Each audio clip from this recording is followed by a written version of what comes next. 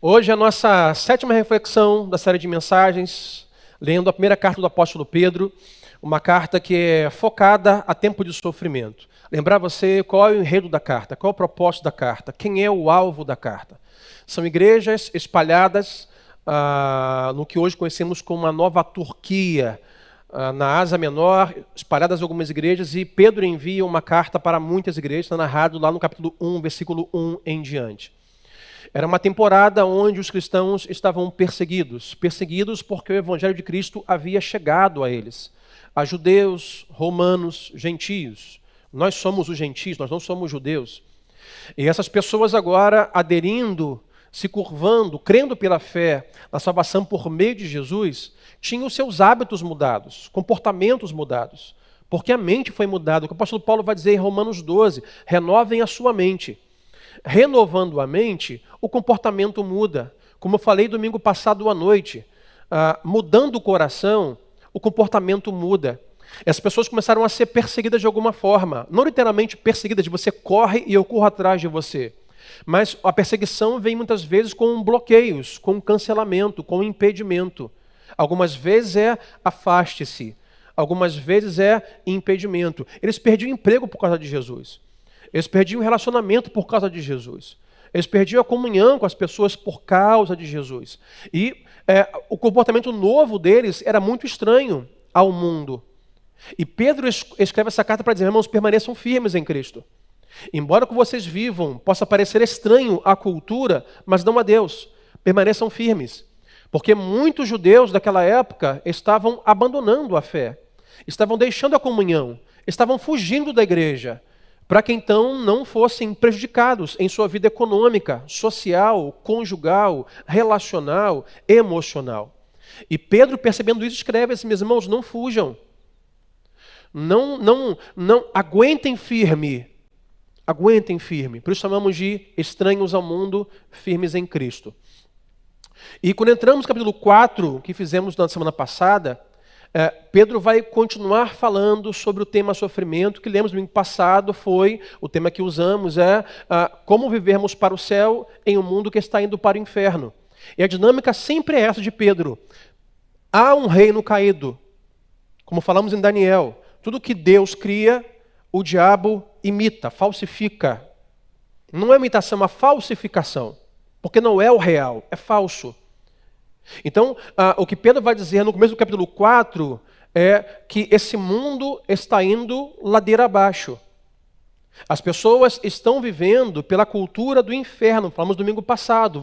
Céu e inferno começam nesta vida. Você pode, com a sua vida, com a sua prática, com a sua devoção, decidir que a sua vida vai atrair o reino de Deus para a sua vida ou a cultura do inferno para a sua vida, né? Que é ação e reação. Você tem uma ação e uma consequência. E Pedro, quando abre o capítulo 4, do 1 ao 11, que vamos ler nesta manhã, nós fechamos capítulo 3, domingo passado, capítulo 4, ele volta de novo a nos dar sempre o exemplo de Cristo. Pedro sempre vai nos arremeter à pessoa de Cristo. Olhem quem ele é, olhe o que ele fez, siga o seu exemplo. E mais uma vez ele vai entrar na temática sofrimento. Por que julgamos falar e ler 1 Pedro na temporada que estamos vivendo? E sem nenhum tipo de pesquisa, e sem nenhum tipo de coincidência, quando nós começamos a falar sobre Pedro, eu esbarrei nas redes sociais com duas igrejas que estão também lendo 1 Pedro. Entendemos que é uma carta que é relevante para o nosso tempo. Mais uma vez repito, como tenho dito, a Bíblia não é um livro sobre coisas que aconteceram. A Bíblia é um livro sobre coisas que sempre acontecem. O que aconteceu lá, acontece aqui. A Bíblia é um livro relevante para qualquer tempo, porque tudo que aconteceu lá se repete. E hoje é uma temporada de sofrimento, de dor. Como falei no aviso, sofrimento conjugal, por causa da cultura. Como nós construímos nosso casamento, ou como nós guerreamos as guerras no casamento. Há um tempo hoje de sofrimento econômico, sofrimento físico na saúde, pessoas resfriadas, essa pandemia que parece que não vai acabar, ela vai acabar, mas não sabemos quando. Já se fala em uma terceira dose da vacina, como será isso?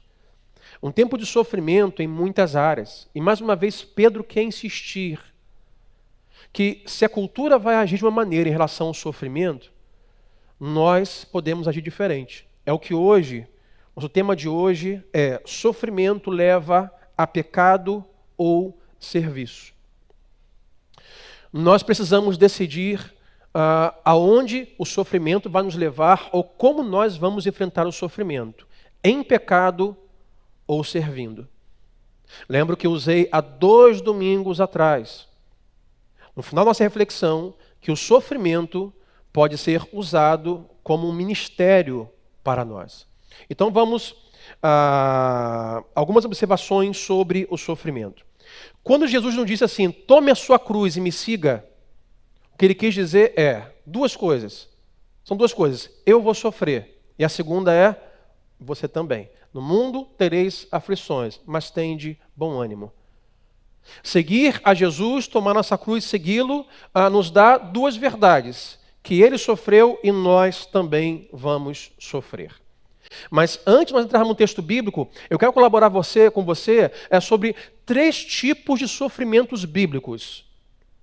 Se quiser, tome nota. Há 13 formas de você sofrer, biblicamente falando. O telão vai nos ajudar. Primeiro tipo de sofrimento. Sofrimento adâmico, ou seja, natureza sofredora pecaminosa. Todo ser humano vai sofrer por conta da sua natureza adâmica. É coletivo. O homem pecado sempre vai sofrer. Segundo, sofrimento demoníaco. Pergunte a Jó o que isso significa. Às vezes, o casal está sofrendo, a pessoa está sofrendo e simplesmente não é porque você fez algo de errado nesse caso. É simplesmente a cultura e o diabo atacando você. A sua família, sofrimento demoníaco. Terceiro, sofrimento de vítima. Mais uma vez, isso de reação ao quê? Um assalto que você sofreu. Uma violência doméstica, sexual, estupro, traição, roubo na empresa. Você foi vítima. Você está sofrendo por algo que alguém fez contra você e você é apenas uma vítima. Quarto, sofrimento coletivo. É quando você sofre junto com pessoas que estão sofrendo. Pergunte, por exemplo, lá o povo quando está preso no Egito. Eles sofriam juntos. Hoje, por exemplo, vão dizer que, por exemplo, se você mora numa não vou chamar de favela, mas você mora numa comunidade, você vai sofrer o sofrimento daquela comunidade. Sem saneamento básico, sem comida, sem educação, sofrimento coletivo. Quinto, sofrimento disciplinar. O que é isso? É quando Deus traz para você sofrimento para poder disciplinar você, porque o pai que ama, disciplina os seus filhos. É Deus querendo te corrigir. Deus querendo te abençoar por meio do sofrimento. Sexto, sofrimento de perseguição. Pergunte a Paulo, a Pedro, por causa de Jesus, você é perseguido na empresa, na faculdade, simplesmente porque você ama Jesus. Sétimo, sofrimento empático. É o sofrimento que você sofre por empatia a alguém que está sofrendo. O meu filho está sofrendo, eu sofro também. A minha mãe está sofrendo e por isso eu estou sofrendo. Oitavo, sofrimento para testemunho. Algumas vezes Deus permite que você sofra para que no final o nome dele seja glorificado. É um sofrimento que ele permite para trazer provisão, para você no final testemunhar o que ele fez na sua vida. Nono, sofrimento providencial. É um sofrimento que Deus vai trabalhar para providenciar algo no futuro que você não conhece. Pergunte a José. Ele foi caluniado pelos irmãos, ele foi vendido, não foi assim? Foi preso. Mas qual foi o desejo e a vontade de Deus para o sofrimento de José? Para que quando viesse a fome, para que viesse a seca, então houvesse comida por meio do que José daria como estratégia para aquele tempo. Então o sofrimento que você está passando para algo no futuro, Deus possa prover. Sofrimento preventivo, minha gente. Preventivo é aquela questão de que eu vou chamar de tristeza ou dano. Quem é pai que levante a mão? Quantas vezes nós não entristecemos nossos filhos para evitar danos no futuro? Sim ou não? O filho sofre. Meu pai não deixou eu ir naquele lugar. Meu pai não me deu aquele dinheiro. Meu pai não deixou eu ser com aquela pessoa. Ele vai sofrer. Mas esse é um sofrimento preventivo. Eu quero que você sofra agora por não fazer isso, porque se você fizer, o dano vai fazer você sofrer muito mais. Então, o que eu vou chamar de mágoa versus dano. Prefiro que você fique magoado comigo do que você sofrer um dano no futuro. É o sofrimento preventivo. Sofrimento misterioso. Não se explica. Deus, não dá para entender o que está acontecendo. Pode ser o diabo, pode não ser, pode ser preventivo, não pode. Simplesmente tem coisas que nós não entendemos e é mistério. 12º, sofrimento consequente. Aí você não é vítima, é causa e efeito. Você falou assim com a sua esposa e ela agora está fazendo você sofrer, meu amigo. O feijão está salgado. Hã? Não tem proteína. É feijão, arroz, se quiser, vai lá e faz.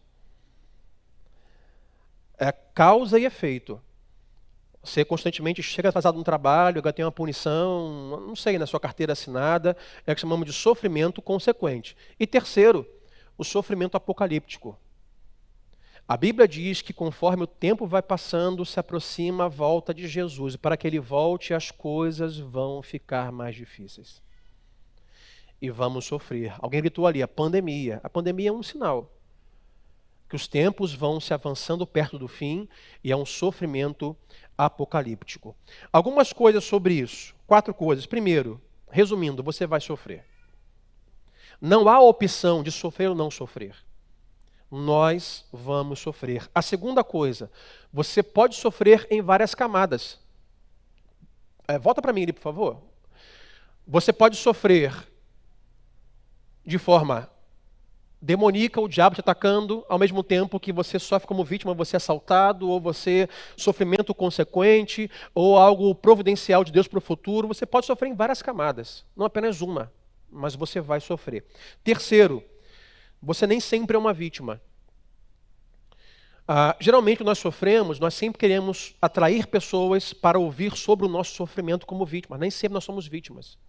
Nem sempre nós somos vítimas. E quarto, há a opção, se não há a opção de sofrer ou não, a opção é como nós vamos sofrer. Como eu falei para os casais, não há opção de você lutar ou não lutar o seu casamento. A opção é como você vai lutar.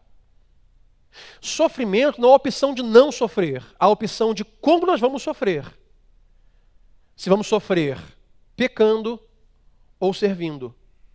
Se o sofrimento vai nos levar ao sofrimento que vamos sofrer pela carne ou pelo Espírito. É isso que Pedro quer nos ensinar. E eu vou te dar 2 exemplos. Minhas pesquisas, eu encontrei 2 pessoas que diante de um sofrimento, como resultado tiveram uma vida do sofrimento alavancada ao pecado ou ao serviço. A primeira delas, Madre Teresa de Calcutá, ganhadora do Prêmio Nobel ou Nobel da Paz, nascida em 1910.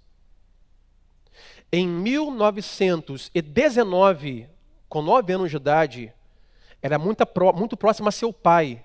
O seu pai morre drasticamente. E a dor alcança o coração da jovem menina. Eu tenho uma filha de 10 anos. Eu fiquei pensando, uma criança de 9 anos de idade que perde o seu pai. Há um sofrimento. Por mais não tenha ainda a sua intelectualidade, toda pronta ou formada, mas um sofrimento da perda de um pai. E como que ela vive à luz disso? A história conta que a mãe dela era uma mulher não ímpia, mas uma mulher piedosa, que a levou pelo sofrimento a buscar as coisas de Deus. Ela foi de forma católica aos conventos e foi ser freira e foi servir pessoas. Prêmio Nobel da Paz, do sofrimento para o serviço. Em comparação e oposição a isso, temos um homem chamado Harold Shipman, com o nome do meio Fredman, ou Fred, um homem inglês considerado o maior serial killer que o mundo já conheceu. Esse homem matou dezenas e centenas de pessoas. Até o seu colegial, ele era um bom estudante, um bom jovem, um bom adolescente. Até que a sua mãe, que era próxima dele, morreu de câncer.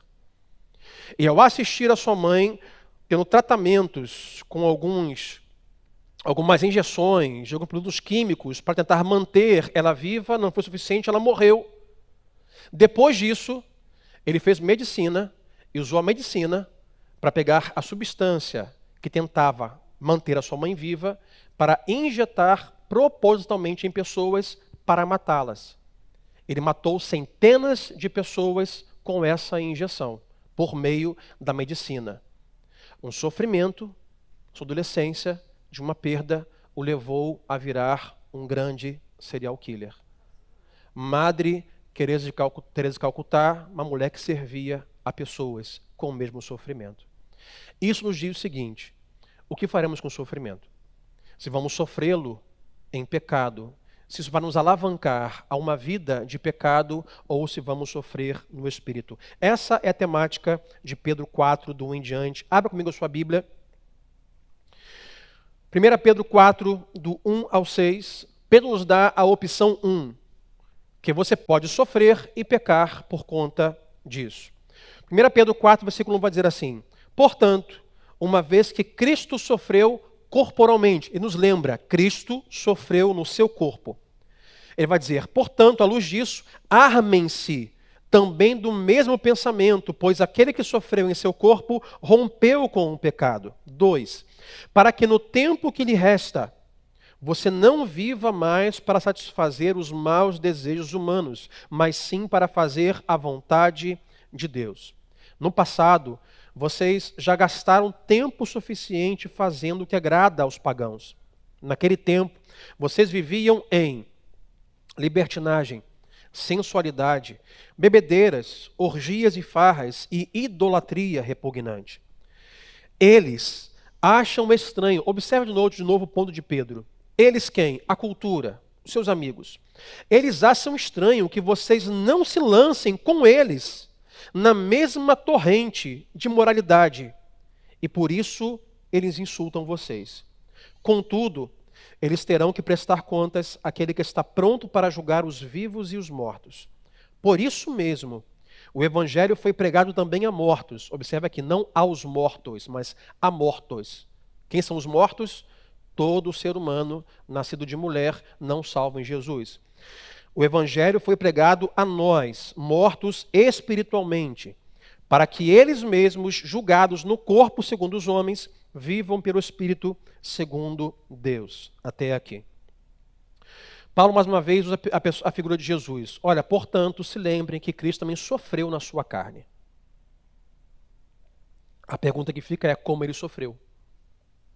Como ele sofreu? E Pedro vai dizer assim, armem-se do mesmo sentimento que estava sobre ele quando sofreu. E como ele sofreu. Versículo 4.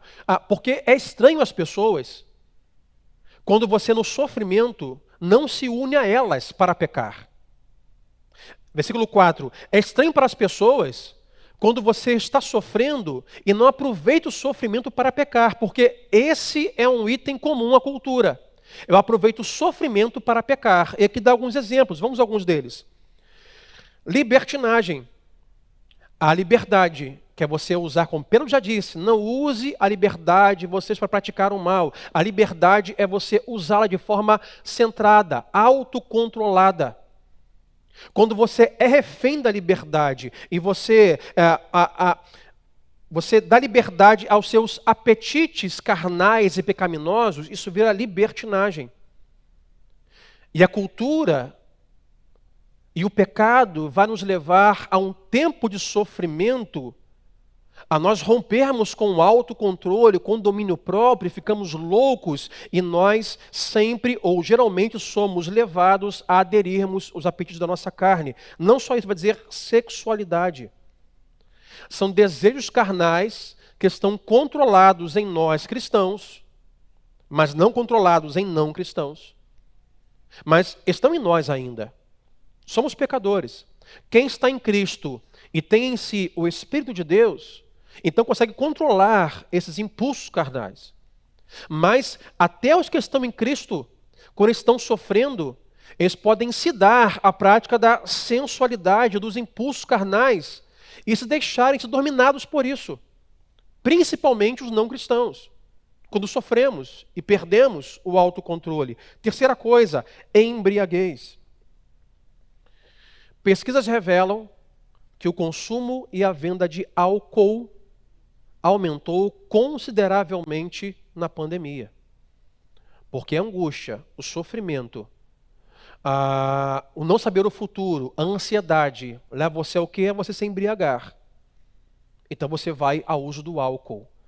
Geralmente quem está sofrendo vai buscar o álcool ou outra coisa qualquer para tentar afogar a sua mágoa. E Pedro diz, não se deixe levar pelo sofrimento a essa prática. 4. Orgias e farras. Não precisa explicar o que é orgia, né? Vai no Google lá e pesquisa. Aí, o pastor mandou pesquisar orgia no Google. Mas orgia é orgia. Da onde vem o termo orgia? Os gregos adoravam ou adoram, principalmente nessa época aqui, um deus chamado Dionísio. E uma das formas de adoração ao deus Dionísio eram reuniões onde havia o sexo coletivo. Já os romanos tinham o mesmo hábito e ato ao seu deus romano chamado Baco. E daí vem o termo bacanal que você conhece. Onde os romanos ofereciam o seu culto de forma sexual, com sexo coletivo ao deus Baco. Daí vem o termo que usamos, bacanal, que é o ato sexual coletivo, que é antibíblico e pecaminoso. E Pedro vai dizer assim, olha, o sofrimento tenderá você também a levar você para esse tipo de libertinagem, sexualidade, orgia e, o último, idolatria. Por que idolatria? Porque se o sofrimento levar você a você postar a sua ficha na mesa do álcool, você tentar encontrar no álcool a resposta e a solução. Se você for levado pelo sofrimento ao sexo, à sensualidade, a dar o seu corpo, à libertinagem, que pode ser ou corporal, ou verbal, ou conforme que seja, ou por meio de orgias, você estará apostando nisso a solução para o seu sofrimento. E Pedro diz, nenhum deles pode solucionar o seu problema de sofrimento. Tudo isso é uma forma de sofrer na carne. Olha o que Pedro vai dizer no final do versículo 6. O evangelho foi pregado também a mortos espiritualmente, para que eles mesmos, julgados no corpo, segundo os homens, vivam pelo Espírito, segundo Deus. Então a situação aqui é, não há como, não tem opção de não sofrer. A questão é, eu vou sofrer na carne ou vou sofrer no espírito? E o sofrimento na carne, no corpo, tenderá a nos levar a práticas carnais, como refúgio, embriaguez, sexualidade, idolatria, sensualidade e por aí vai. O que Pedro diz nesse primeiro texto é, quando você estiver sofrendo, há pelo menos 3 formas de te ajudar no sofrimento, você não cair no sofrimento da carne. 3 formas. A primeira solução para você seria, lembre-se que o seu pecado fez com que Jesus sofresse. Nós tendemos sempre a interiorizar o mal que fizeram a nós e o quando eu estou sofrendo. O que a economia fez a mim, o que o presidente fez a mim, o que meu pai fez a mim, o que a cultura fez a mim, o que a economia fez a mim, o que o meu cônjuge fez a mim. E nós sempre somos vítimas.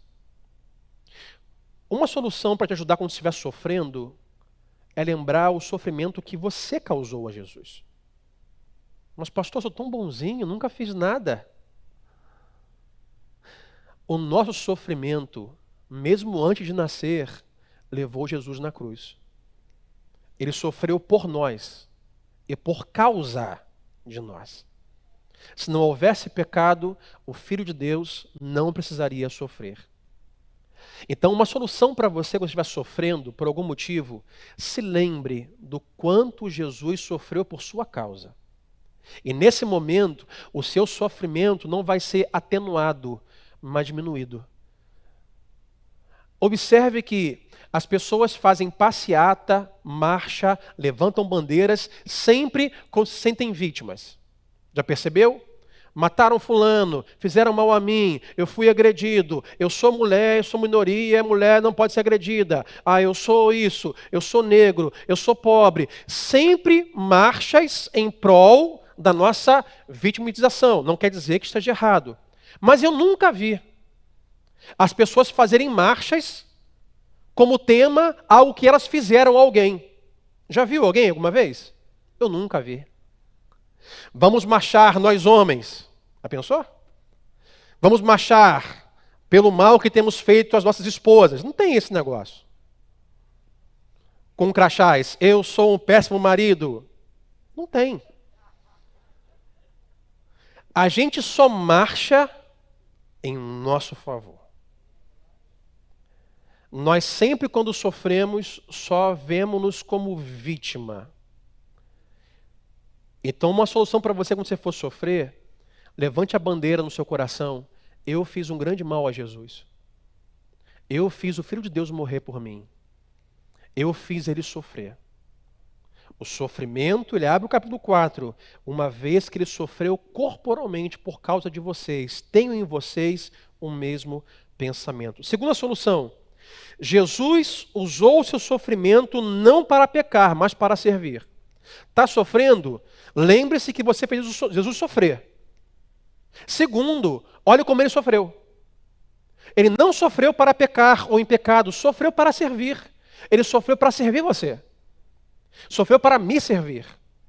Sofreu não só em morte de cruz, mas se rebaixando, negando a sua glória, entrando em um mundo pecaminoso, pegando a bacia, a toalha, aguentando desaforos, calúnias verbais, chicotadas físicas, calado como ovelha ao matadouro por nós, para nos servir. Então não só se lembre que você fez um mal muito maior a Jesus do que fizeram a você, mas também se lembre como ele sofreu. E terceiro, você pode ser como Jesus e usar esse sofrimento para ajudar outras pessoas. Número 2, 1 Pedro 4, do 7 ao 9. Primeira opção que Pedro nos dá é: você pode sofrer e pecar. Segunda, você pode sofrer e servir. 7 ao 9. O fim de todas as coisas está próximo. Aí vem o portanto, cientes disso, sejam criteriosos e sóbrios, dediquem-se à oração.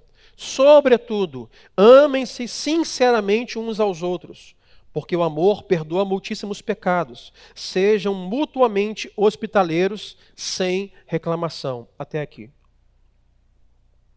Primeira observação, Pedro vai dizer assim: o fim de todas as coisas está próximo. À luz disso, faça isso. Nós costumamos ver a história em termos de horas, dias, semanas, meses e anos. Só que está claro na Bíblia que não é assim que Deus vê a história. Deus vê a história em dois eventos: a primeira vinda de Jesus e a segunda vinda de Jesus. Há uma história da criação até a primeira vinda, há uma história da primeira até a segunda vinda e a eternidade. Esse Pedro diz: sabendo que o fim de todas as coisas está próximo, vivam o que eu vou chamar de o seu sofrimento não para pecar, mas para servir. Temos que estar cientes, e aí, irmãos, muda tudo. Porque a cultura e o mundo, quando sofre, não tem esse entendimento. Nós não devemos pensar em semanas, meses e anos. A nossa mente deve sempre ao fim de todas as coisas. Ao antes da cruz, ao depois da cruz e ao antes e depois da volta do Filho de Deus. Agora é o antes. Uns vão chamar de milênio, outros não faz diferença. Mas o que nós queremos é que ele voltará sobre as nuvens do céu com poder e glória. E Pedro diz: à luz de que isso vai acontecer e está por acontecer, decida viver a sua vida no Espírito para servir. Olha o que ele vai usar no texto que nós lemos. Primeiro, quando você estiver sofrendo, saiba como sofrer no Espírito com a sua vontade. O que o texto vai dizer de forma criteriosa e autocontrolada. Portanto, sejam criteriosos, sejam controlados à sua vontade. Contrapondo o quê? Libertinagem, sexualidade, embriaguez. Quando você sofrer, sofra no espírito de forma criteriosa, de forma autocontrolada. Segundo, não só sua vontade, mas quando sofrer, saiba como sofrer com sua mente. Ele vai dizer criteriosos e sóbrios. Sóbrios aqui não é questão aqui apenas de embriaguez de álcool, mas nós lemos desde o capítulo 1 que Pedro vai dizer a sobriedade é a embriaguez da mente. As pessoas quando sofrem, elas perdem a razão, ficam embriagadas em sua mente, se vitimizam, se isolam. Sejam sóbrios no meio do sofrimento. Pastor, como posso ser sóbrio em meio ao sofrimento? Se lembre quem você é em Deus, se lembre que Cristo fez na cruz do Calvário por você. Saiba que não há como não sofrer, mas você pode decidir sofrer de forma espiritual em Jesus, como Jesus sofreu. Sobriedade. Percebe quando as pessoas estão sofrendo? Olhe, por exemplo, casais e casamento, quando há um cônjuge sofrendo, geralmente não há diálogo. E quando há diálogo, o outro cônjuge não consegue entender o que você está querendo dizer. Não estou entendendo o que você está querendo dizer. Aonde você quer chegar? Porque o sofrimento tira muitas vezes a razão. A emoção nos tira a razão. Vontade, mente, terceiro. Sofra de forma espiritual como um Cristo em sua alma. O que ele diz é, dediquem-se à prática da oração. O sofrimento na sua alma não deve levar você a práticas de farras, orgias, idolatrias, bebedice, mas a prática da oração. É quando nós sofremos no Espírito. É quando o sofrimento na carne nos leva a elevar o tom de voz, agredir pessoas. Aqui diz, olha, com a sua vontade autocontrolada, com a sua mente sóbria na palavra de Deus, com a sua alma, dedique-se à oração. Quarto, com o seu coração, ele vai dizer, sobretudo, amem-se sinceramente. Quando você estiver sofrendo com o seu coração, ame. Eu vou lembrar o que eu falei domingo passado. A Bíblia nunca nos ensinou, goste do seu próximo. Nunca nos disse, goste dos seus inimigos. É, ame o seu próximo. Ame os seus inimigos. Nós precisamos e podemos amar até que nós não gostamos. Porque, irmãos, gostar é intermitente. Eu, às vezes, gosto da Adriana. Tem dia que eu não gosto dela. Mas eu a amo todos os dias. Para ficar bem claro aqui e resolvido. Mas tem dias que ela faz alguma coisa que eu não gostei. E meu semblante vai mudar. Será perceptível e notório. A Adriana de hoje, como ela acordou, o que ela falou, não é a Adriana que eu gosto. Mas nós podemos amar, porque o gostar é refém do outro, do que o outro faz. O amar é refém do caráter de Deus. Porque o amor é um dom de Deus. Leia Paulo aos Coríntios. O amor tudo suporta, tudo espera. Ainda que eu dê meu dinheiro aos pobres, ainda que dê o meu corpo para ser queimado, ainda que eu fale em outras línguas, se não tiver amor, nada disso valerá. Quando estamos sofrendo, Pedro vai dizer, mesmo não gostando do seu algoz, do seu opressor, de quem lhe fez sofrer, pode ser agora o seu marido, a sua esposa, seu filho, seu patrão, seu pastor, seu amigo, mas tenha o seu coração disposto a amá-lo mesmo assim. Amor é caráter de Deus. E quinto, com a sua língua. Vontade controlada, mente sóbria, alma levada à oração, coração amando, que vai dizer também assim, mostre hospitalidade. Porque quando estamos sofrendo, tendemos não só a não gostar da pessoa, dizer não gosto mais da pessoa que me agrediu, mas tendemos a nos afastar. O sofrimento leva ao isolamento. Estou sofrendo, estou magoado com a minha esposa, o que eu faço? Vou dormir na sala, não vou comer na mesa, vou me afastar, propositalmente vou chegar mais tarde em casa, não quero ver a cara dela hoje. Sofrimento leva a isolamento, sim ou não, gente? A minha mãe fez algo ruim para mim. Não vou na casa dela essa semana. Não vou ligar para ela esse mês. Estou magoado. Leva ao isolamento. Sabe o que Pedro diz? Com o seu coração, não só ama, mas seja hospitaleiro. Convide pessoas a enfrentar o tempo de dor, de luto e sofrimento com você. Não se isole. Não deixe de ir à igreja. Não deixe de procurar aquela pessoa. Não se isole. Isso é ruim para você. E a língua, ele vai dizer, não resmungue. Sem reclamação. Como eu falei, as marchas de praças e ruas com bandeiras é uma forma de você resmungar e reclamar da sua vida como vítima.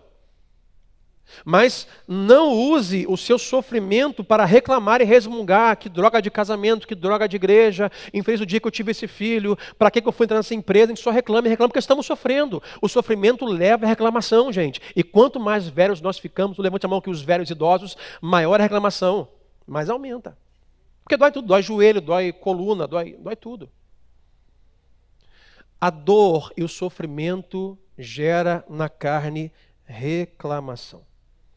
E Pedro diz, com sofrimento, não use para resmungar, mas para orar. E versículo 2 vai dizer assim, porque o amor perdoa muitíssimos pecados. E aqui vai um conselho para você que quer servir pessoas que estão sofrendo.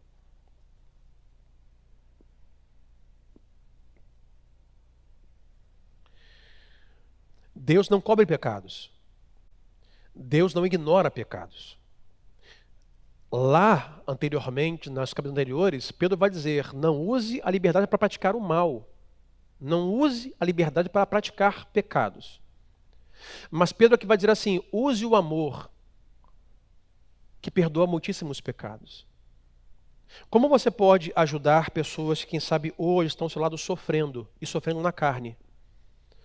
Pastor, esse é o caso do meu pai, da minha mãe, do meu cônjuge, do meu amigo, estão sofrendo e são levados a sofrer na carne. Eles pegam o sofrimento, eles reclamam, não têm domínio próprio, idolatria, busca a sensualidade, pornografia, vício, libertinagem, orgia, ele está louco, está sofrendo, está tirando para tudo quanto é lado. Ele quer sair do sofrimento e sempre em pecado. Como você pode ajudar alguém que está sofrendo? Número 1. Cubra o pecador, não o pecado, mas o pecador com amor. Não se isole dele, se aproxime, abrace-o, ame-o. Não ame o pecado, não encubra o pecado, mas o amor encobre o pecador. Às vezes nós como cristãos, em relação a outro cristão ou não cristão, por conta que a pessoa sofrer em pecado, nós nos afastamos. Você precisa servir as pessoas que estão sofrendo com o amor de Jesus. E a segunda forma de você servir essa pessoa é você não incluindo ninguém que não vai fazer parte da solução. Quando alguém está sofrendo, o que ele não precisa é que você terceirize o sofrimento dele com pessoas que não vão solucionar nada. Levar o sofrimento dele adiante. Levar para pessoas que não são da família. Porque fulano passou por isso. Ah lá, tem pecado, que fez isso. Vou te dar um exemplo. Quando você vai no médico, eu fui muitas vezes agora quando eu tive Covid, fui 4, 5 vezes na emergência, e batem o meu número lá, na sala de espera. Na sala de espera está quem? A família. Mas quando bate o meu número, sabe quem entra para ser examinado? Eu. Não é todo mundo que entra. E no máximo, quem pode fazer parte da solução, ou a minha esposa, ou minha mãe, se for meu filho, o pai entra junto. Ou seja, há a sala de espera, mas quando vamos medicar um problema, ajudar com sofrimento, envolve apenas pessoas que podem fazer parte da solução. No hospital é eu e o médico e a minha família, e mais ninguém. Lá não entra o meu vizinho, lá não entra o meu amigo, lá não entra pessoas que não fazem parte da solução. Então, como você pode servir pessoas que estão sofrendo? Ame-as, se aproxime delas e não leve o sofrimento ou o problema a pessoas que não vão fazer parte da solução. Terceiro, 1 Pedro 4, 10 e 11. Pedro vai dizer que nós somos melhores juntos. Diga sempre ao seu vizinho, nós somos melhores juntos. Diga para o outro lado, nós somos melhores juntos. O sofrimento leva ao isolamento. E Pedro vai nos lembrar, você precisa estar junto e usar a graça que Deus te deu para servir as pessoas. Nós somos melhores juntos. Cada um, versículo 10, exerça o dom que recebeu para servir aos outros, administrando fielmente a graça de Deus em suas múltiplas formas. Se alguém fala, faça-o como quem transmite a palavra de Deus. Se alguém serve, faça-o com a força que Deus provê, de forma que em todas as coisas Deus seja glorificado mediante Jesus Cristo, a quem sejam a glória e o poder para todos sempre, todos digam amém. A glória é sempre dele. Pedro vai dizer assim, meus irmãos, nós somos melhores juntos. Precisamos usar a graça que Deus nos deu para servir uns aos outros. E aqui está a questão, a graça que Deus nos deu. Lembrar que, biblicamente, existe duas funções, ou duas categorias, melhor dizendo, dono e administrador ou mordomo. A Bíblia é enfática em dizer que Deus é o dono de tudo. Deus é o dono da vida. Deus criou todas as coisas, céus e terra, natureza, astros, estrelas e até você e eu.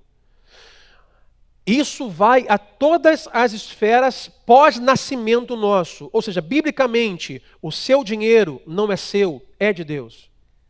A sua família não é sua, ela é de Deus. O seu carro é de Deus. A sua casa é de Deus. O ar que você respira, ele é de Deus. Tudo é de Deus. Ele é dono de tudo. O seu emprego, ele é de Deus. Como assim, pastor? Tudo é graça de Deus para nós. Se amanhã não acordarmos, não valeu o dinheiro que ganhamos, a capacitação que tivemos, a formação que tivemos, tudo é o ar e a vida que respiramos. Tudo é dom, é graça de Deus. E Pedro diz, tudo isso deve ser usado para servir aos outros. O seu dinheiro deve servir aos outros, porque o seu dinheiro é de Deus. Por exemplo, falamos sobre dízimos e ofertas. A questão não é, Senhor, pastor, quanto que eu tenho que dar para Deus? Não. A questão é Deus dizendo, olha, está aí quanto você pode ficar. É inverso. É dele. E que bom, né? Deus é tão bom que assim, olha, fica com 90. Só abençoa o meu reino com 10%. Ele poderia ser 90 é meu, tá? Já pensou? 10 é seu. A sua empresa, a sua capacitação, o seu intelecto, a sua vida, tudo é seu para servir as pessoas. A categoria primeira é proprietário, é a pessoa que possui legalmente algo. Quem é o proprietário é a pessoa que legalmente possui alguma coisa. Pastor, eu sou o proprietário desse carro, legalmente ele me pertence, eu comprei, eu paguei por ele. É verdade. Pastor, eu sou o proprietário desta casa, eu paguei, eu comprei. Você tem tudo legal para você ser dono daquela casa. Qual é o significado da palavra administrador? Administrador é a pessoa a quem o proprietário confia a posse legal da gestão, do cuidado. Então, eu sou o proprietário da minha casa e eu confio a administração e a gestão legal, no meu nome, àquela pessoa. Eu sou o proprietário desta empresa e eu dou legalidade à gestão para alguma pessoa. Proprietário e administrador. Agora, o que nós podemos dar de exemplos para entender isso aqui é quando o administrador não trabalha como deveria na sua categoria. Vamos supor que você pega o seu carro, é seu, você pagou, você comprou, leva para a oficina para trocar o óleo. Você volta no final do dia, de manhã, volta de noite, o carro não está lá. Ué, cadê meu carro? Trocou o óleo? Troquei, senhor. Mas cadê meu carro? Não, o rapaz aqui precisou comprar um pão ali e depois falou que ia visitar a avó dele. E ele pegou o seu carro e foi. Você como dono, você fala assim, não, mas está errado. Eu não te autorizei a usar o meu carro dessa maneira. Sim ou não, gente? Você apenas está administrando o meu bem como proprietário dentro daquele que eu estipulei. Você não é dono, dono sou eu, está errado. Vamos supor que não só na oficina, mas você põe o seu dinheiro no banco. E quando mexe em dinheiro, o negócio fica sério. Aí você vai amanhã, pega o aplicativo, você abre. A poupança tinha lá 50 mil reais. Amém? Levantou a mão ali, ó. Recebeu aí. 50 mil na poupança. Às vezes eu me surpreendo assim, abre a conta, não tinha nada. Aí de repente tem um dinheiro. Eu falo, onde que veio isso, gente? Aí, só tem 20. Liga para o banco. O que houve? Não, é que o gente do banco da agência aqui decidiu pegar o seu dinheiro para pagar umas contas aqui do banco. E meu amigo, não, isso é roubo. Eu vou chamar a polícia. Porque o dinheiro não é seu. O dono do dinheiro sou eu. O banco, ele é o administrador das suas finanças. Sim ou não, gente? E paro por aí, vou dar outros exemplos aqui.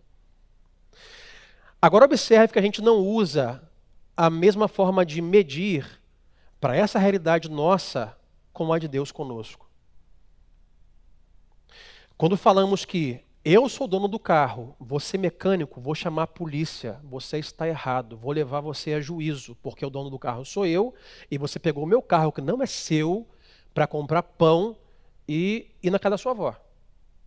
Olha, banco, eu vou botar você na justiça, porque você mexeu em um dinheiro que eu só te confiei administrar. E levantamos bandeira e mandemos prender. Sim ou não, gente? Mas nós não nos comportamos assim igualmente em relação a Deus e a nós. Tudo que temos, nós somos apenas administradores. E não levante a mão, é notório. Eu sou tão pecador quanto você. Nós constantemente fazemos uso daquilo que Deus nos deu, sem perguntar para Ele o que é para fazer. Posso pegar o carro na casa da minha avó? Eu posso pegar o dinheiro do banco e fazer alguma coisa? Nós não perguntamos geralmente, Senhor, com o meu dinheiro que o Senhor me deu, o que eu faço com ele? Eu trabalho, claro, pago as minhas contas, minha família, mas Deus, o que o Senhor requer que eu faça para Ti, no Teu reino, para servir pessoas com o meu dinheiro? Senhor, o Senhor me deu a oportunidade de ser capacitado, de fazer a faculdade, de ter um intelecto, de ter uma profissão. Senhor, o que o Senhor que permitiu que isso acontecesse, o que o Senhor requer de mim? Aonde eu vou usar isso? Senhor, a habilidade, o dom, a minha família, o meu tempo. O que nós fazemos é, pegamos aquilo que o dono nos deu para administrar e usamos como nós queremos usar. Quando as pessoas fazem conosco, chama a polícia. Mas nós fazemos com Deus o tempo todo e nunca usamos a mesma medida. Estamos mais preocupados com a injustiça das pessoas conosco do que com a nossa injustiça para com Deus. Para terminarmos e orarmos, só se você pode subir. Quarto, quem é o proprietário e quem é o administrador da sua vida? Eu vou te dar 4 exemplos aqui. Primeiro, aquela pessoa que é teu, vai dizer assim, não, eu sou o dono e eu sou o administrador da minha vida. Tudo que eu tenho foi eu que possibilitei ter e eu administro. Isso é a pessoa que não vê Deus com possibilidade alguma, nem de dono e nem de administrador. Segunda categoria é o cristão egoísta. E tem muito aí, e tem pastor ensinando isso. Que você é o dono da sua vida e Deus é o seu mordomo e o seu administrador. E aí quando sofremos, vamos à murmuração. Senhor, não estou entendendo. Estou fazendo a minha parte. Fui ao culto, orei, e a sua? Não vai fazer? Continuo resfriado, continuo desempregado. E murmuramos quando sofremos. Porque eu sou o dono. E Deus é quem administra a minha vida, mas eu, no caso, sou eu que mando. Terceiro, é o cristão preguiçoso. E esse tem um bocado por aí, hein, gente. Deus é o dono e também é o administrador. Se Ele quiser fazer, faz. Se não quiser, não faz. Eu comprei uma rede, um coco, mandei abrir. Porque se não quiser, não vai. Se quiser, vai. Então ele é o dono. Isso não é bíblico não, tá, gente? Soberania de Deus não exclui a nossa parte do plano. A sua família, pai, mãe, Deus te deu para você administrar, para você cuidar. Você é responsável. Na sua empresa, com a parte que cabe a você, você é responsável. Sabe, chama-se fatalismo. Não, se Deus quiser, vai e ninguém impede. Se Deus não quiser, não vai e eu não posso impedir. Então, esse é o cristão preguiçoso. E por último, tem um cristão bíblico. Deus é o dono e eu sou o mordomo da minha vida. É Deus, o que o Senhor espera de mim nessa temporada, com essa vida que eu estou tendo, com esse dinheiro que eu tenho, com a capacitação que eu tenho, com a enfermidade, com o sofrimento que eu tenho. Porque tudo pode ser potencializado para servir pessoas. Pastor, pode alguém sofrendo servir pessoas? Pode. Pode alguém sem dinheiro servir pessoas? Pode. Amem-se e sirvam uns aos outros. Eu concluo dizendo, Deus deu-lhe o dom de servir com palavras e obras. Poderemos servir a pessoas com conselhos, com palavras de ânimo, com oração, mas com obras, com dons, serviços, visitações, caronas, suporte financeiro, serviço. Nós somos mordomos de tudo o que Deus nos deu. O nosso tempo, eu me incluo, não é o seu tempo, o nosso tempo não é nosso. A nossa vida não é nossa. O nosso corpo não é nosso. As nossas posses não são nossas. As nossas habilidades nos foram dadas para nós cuidarmos e não são nossas. O que fomos privilegiados ao longo da história de poder ter, de receber, de conhecer, graça de Deus, para um fim, para que sirvamos uns aos outros. E da mesma forma que você chega na oficina para pegar o seu carro, e da mesma forma que você visita e vai ao seu banco para sacar o seu dinheiro, como dono, um dia o dono virá nos pedir contas. Um dia o dono virá buscar o que é seu. E nos pedirá conta do que nós fizemos com aquilo que Ele nos deu para administrar como mordomos. Então, nesta manhã, concluímos pelo menos 3 coisas. Se você está sofrendo, ou quando chegar ao sofrimento, saiba que a sua carne penderá a sofrer em pecado. Olhe o exemplo de Jesus e sofra no Espírito. Tenha a sua vontade controlada, autocentrada. Não murmure, dedique-se à oração. Consiga amar as pessoas que te feriram. Não se isole, seja hospitaleiro. E use tudo isso que Deus te deu, que para você parece agora maravilhoso ou bem ruim, para servir as pessoas. Amor e serviço não são para serem usados quando nós não estivermos sofrendo, porque nós sofreremos, ou o tempo todo, ou intermitente. Mas a vida não é, se eu estou bem eu sirvo, se eu estou sofrendo, eu caio para sofrer em pecado. É sofra e viva completamente no Espírito e sirvamos uns aos outros, assim como Jesus sofreu para nos servir. Vamos orar, fique em pé comigo nesta manhã. Coloca a mão no seu coração. Você hoje pode estar aqui como alguém que sofre por algo. E a palavra para você hoje é: sofra no Espírito. Dedique sua oração. Não se isole. Procure ajuda. Vá acima do gostar de quem feriu você. Ame-o, mesmo sendo seu algoz ou opressor.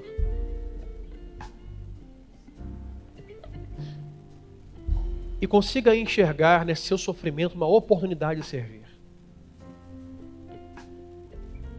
Às vezes o marido vem do trabalho estressado, triste, magoado, sofrendo, e por isso não consegue servir a esposa em casa. Às vezes a esposa que está sofrendo por algo interno ou no trabalho. E sofre na carne com palavras e não conseguem servir ao marido em casa. Isso dá nas esferas de pais e filhos, amigos, irmãos. Não deixe o sofrimento afastar você de servir as pessoas, ou pior, sofrer em pecado. Sofra no Espírito. E se você hoje está aqui e não está sofrendo, mas tem alguém ao seu lado que está sofrendo, pastor, minha esposa, meu marido, meu pai, minha mãe, meu filho, sirva-o. Ajude-o a passar por esta etapa de sofrimento. Ame-o, aproxime-se dele, abrace-o, porque o amor perdoa muitíssimos pecados. Você o ajudará a não ser levado pelo diabo a sofrer em pecado, mas ajudará a levar o sofrimento em oração, em amor mútuo. E quando você sofrer, sofra no Espírito. Vamos orar juntos. Deus, obrigado, Pai, pela Tua palavra nesta manhã. Que o Senhor nos ajude, Deus, em temporadas de sofrimento, de dor, de descontentamento, de guerras. A nós, Senhor, não sermos empurrados a viver esse tempo, Senhor, em pecado, em sensualidade, libertinagem, orgias, farras, bebedeiras, e Deus, murmurações e palavrões, mas Deus, que sejamos levados no sofrimento a passarmos isso no Espírito, porque o mesmo Espírito que estava sobre Jesus está sobre cada um crente nesta manhã. Deus, e que não haja murmuração em nossos lábios, mas que haja oração em nossos lábios, que nosso coração possamos amar uns aos outros, servir uns aos outros. Ó Deus, ajuda-nos hoje, ó Deus, aqueles que estão sofrendo nesta manhã. Ajude-nos, ó Deus, a enfrentar esse tempo, essa temporada, de uma forma espiritual. Que Deus, que passem para essa temporada como mordomos, não como donos.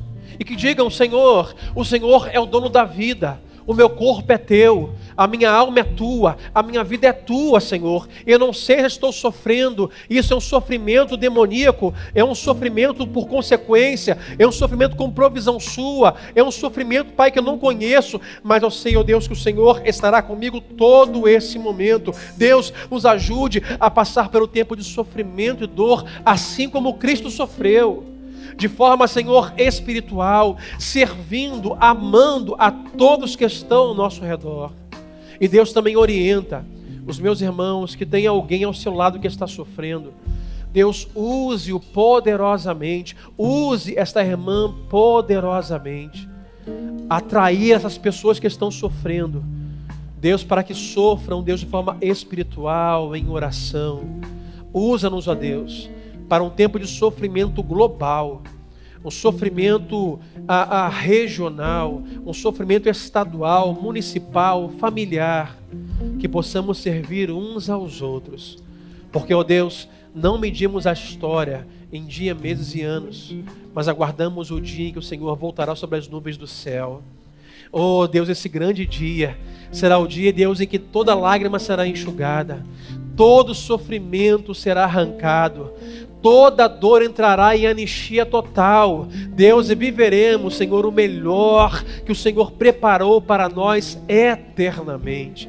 Então, Deus, enquanto estamos aqui, nos ajude, nos ensine a lidar com o sofrimento de uma forma bíblica, espiritual e em serviço. E assim que oramos, no nome de Jesus, e todos digam amém.